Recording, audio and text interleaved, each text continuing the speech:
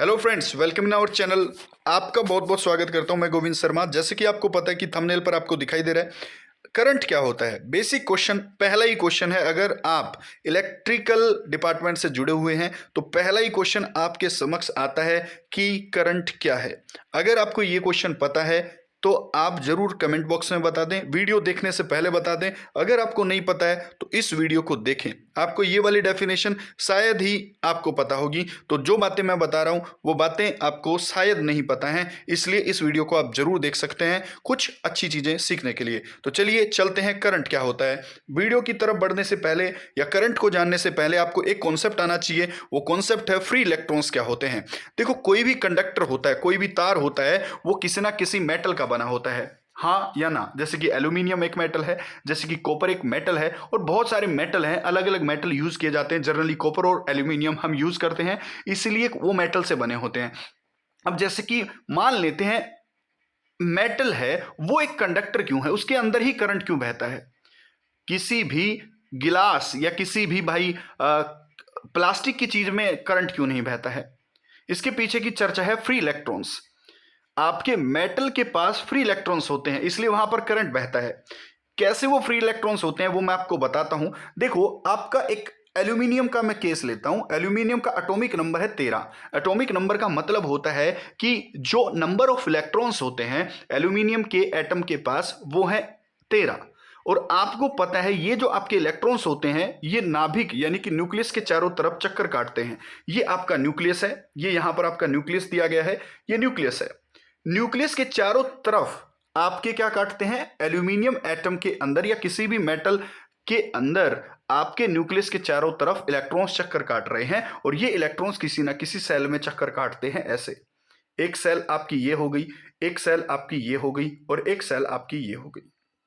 तो एक चीज क्लियर हो गई कि जो इलेक्ट्रॉन्स होते हैं वो नाभिक के चारों तरफ चक्कर काटते हैं और किसी ना किसी सेल के अंदर चक्कर काटते हैं। यहां पर जो सेल होती है नाभिक के पास, पहली सेल ये वाली होती है के, दूसरी सेल ये वाली होती है एल, और तीसरी सेल एम होती है, और एक सेल होती है आपकी एन। याद रखेंगे, पहले वाली सेल के अंदर 2 इलेक्ट्रॉन्स आते हैं। मान लेते हैं एल्यूमिनियम के पास 13 इलेक्ट्रॉन्स हैं, और 13 इलेक्ट्रॉन्स में पहले वाली में 2 भर दिए, दूसरी वाली में हमें 8 भरने होते हैं, और बाकी जो बचे वो बाकी आपके आएंगे तीसरी वाली में। तो इलेक्ट्रॉन्स जो होते हैं, जो फ्री इलेक्ट्रॉन्स, यहां पर अगर आप देखें जो लास्ट वाली सेल में है, ये आपके फ्री इलेक्ट्रॉन्स हो गए। तो एल्यूमिनियम के पास 3 फ्री इलेक्ट्रॉन्स हैं। फ्री इलेक्ट्रॉन्स मतलब वो इलेक्ट्रॉन्स कहीं ना कहीं डोनेट करने हैं इसको, कहीं ना कहीं वो आपकी बॉन्डिंग से बाहर हैं।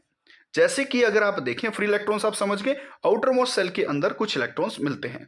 ये इलेक्ट्रॉन्स आपके नाभिक के अंदर फ्रीली मूव करते रहते हैं। अगर आप देखेंगे यहां पर ये वाला जो चक्कर है, ये वाला जो चक्कर है, ये मेटल के एटम है, और जो आपका ये वाला चक्कर है, ये बहुत सारे आपको दिखाई दे रहे हैं यहां पर, ये आपके हैं फ्री इलेक्ट्रॉन्स। तो फ्री इलेक्ट्रॉन्स आपके मेटल के अंदर फ्रीली ऐसे ऐसे घूमते रहते हैं। जैसे कि आपको दिखाई दे रहा होगा स्क्रीन पर कि जो आपके ये वाले फ्री इलेक्ट्रॉन्स हैं, इनकी डायरेक्शन देखो अलग अलग है, मूवमेंट कर रही है ना, फ्री है, ये घूम सकते हैं इधर से उधर। तो फ्रीली मूवमेंट करते हैं ये इलेक्ट्रॉन्स, इसलिए इनको फ्री इलेक्ट्रॉन्स कहा जाता है। ये मेटल्स के अंदर होते हैं। अब क्या होता है, जब भी हम इस मेटल को जिसके अंदर फ्री इलेक्ट्रॉन्स हैं, इस फ्री इलेक्ट्रॉन्स वाले मेटल को हम किसी बैटरी से कनेक्ट करते हैं। किस चीज से कनेक्ट करते हैं, किसी बैटरी से कनेक्ट करते हैं। मान लेते हैं ये वाला आपका नेगेटिव है और ये वाला आपका पॉजिटिव है। जो कि इलेक्ट्रॉन्स फ्री इलेक्ट्रॉन्स थे, पिछली वाली आपने स्लाइड में देखे जो फ्री इलेक्ट्रॉन्स थे, अभी भी देख लें, जो फ्री इलेक्ट्रॉन्स थे वो क्या कर रहे थे, आपके इधर उधर चक्कर काट रहे थे, उनकी एक डायरेक्शन नहीं थी, है ना। और इन इलेक्ट्रॉन्स के ऊपर हमेशा नेगेटिव चार्ज होता है। अब अगर इस चित्र में अगर आप देखेंगे तो ये इनकी डायरेक्शन अलग अलग है ना, रैंडमली मूव कर रहे हैं। लेकिन जैसे ही इन इलेक्ट्रॉन्स को आप किसी ना किसी बैटरी से या किसी ना किसी पोटेंशियल से जोड़ देते हो, तो पोटेंशियल से जुड़ने के बाद ये आपके जो इलेक्ट्रॉन्स हैं जो फ्रीली घूम रहे थे, ये इलेक्ट्रॉन्स होते हैं नेगेटिव चार्ज। तो इलेक्ट्रॉन्स जो होंगे वो पॉजिटिव चार्ज की तरफ अट्रैक्ट होंगे। आपको पता है कि नेगेटिव पॉजिटिव की तरफ अट्रैक्ट होता है। तो जो आपके सारे इलेक्ट्रॉन जो फ्री घूम रहे थे, ये इस डायरेक्शन में बहने लगेंगे। क्यों? क्योंकि इनको ये जो पॉजिटिव चार्ज है, ये पॉजिटिव चार्ज अपनी तरफ खींचेगा।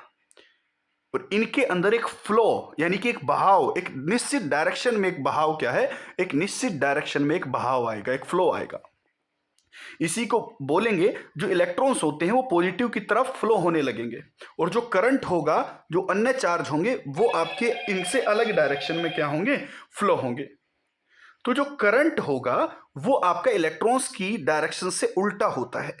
जब भी हम फ्री इलेक्ट्रॉन्स को एक पोटेंशियल देते हैं, एक मैग्नेटिक फील्ड देते हैं, वो हमेशा पॉजिटिव की तरफ जाने लगते हैं, और इसी पॉजिटिव की तरफ ये जाते चले जाते हैं, और इनके विपरीत अन्य चार्ज फ्लो होते हैं। इसी चीज को हम करंट कहते हैं। तो आपको एक चीज पता होनी चाहिए कि जो ये फ्री इलेक्ट्रॉन्स है ये गए क्यों वहां, क्योंकि इनको चार्ज मिल गया। कौन सा चार्ज मिल गया इनको मिल गया यहां पर पॉजिटिव चार्ज, तो ये इस तरफ चले गए। तो करंट की डेफिनेशन क्या हो गई, करंट की डेफिनेशन हो गई flow of electrons is known as current. जो फ्री ऑफ इलेक्ट्रॉन्स थे उनका किसी एक दिशा में बहना क्या कहलाता है, करंट कहलाता है। अब करंट को डिनोट करते हैं आई से, और चार्ज बह रहे हैं किसी समय के अनुसार बह रहे हैं, तो चार्ज बटे समय क्या बन जाएगा अपना, चार्ज बटे समय, चार्ज बटे समय इज कॉल्ड करंट, यानी कि एम्पियर कहलाता है। तो करंट क्या होता है, flow of charge with respect to time is known as current, और करंट का फॉर्मूला क्या हो गया, चार्ज बटे समय, और इसी चीज को आप एम्पियर कहते हो। आई होप आपको ये सारी चीजें क्लियर हो गई होंगी कि फ्री इलेक्ट्रॉन्स क्या होते हैं, आपको ये पता लग गया होगा कि करंट कैसे बहता है, ये सारी डेफिनेशन आपको क्लियर रही होगी। और ये वाला ट्रायंगल जो है क्यू, क्यू वाला, क्यू बटे टी इज कॉल्ड करंट, ये वाला भी आपको क्या है, क्लियर रहा होगा। ध्यान से पढ़ लेंगे। नमस्कार, जय हिंद, जय भारत।